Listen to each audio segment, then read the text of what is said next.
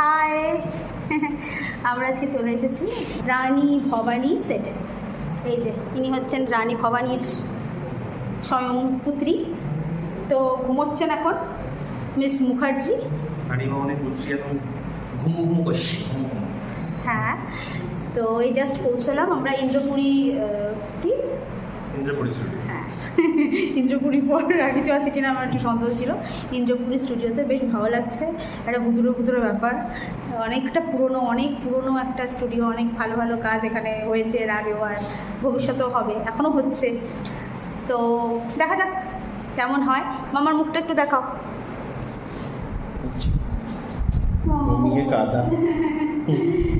তো বলো।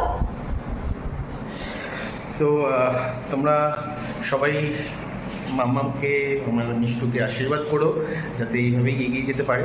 আর সবাই অনেক ভালোবাসা দিচ্ছ, আরও ভালোবাসা দাও যাতে ওর কাজগুলো এরকম হতে থাকে। আগামী দিনে যেন ভবিষ্যৎ আরও ভালো হয় অ্যাক্টিংয়ে, বা ও যেটা মন থেকে চায় সেটাই। তোমাদের ভালোবাসা অবশ্যই পাশে থেকো। হ্যাঁ, আমাদের কাছে মানে অমূল্য।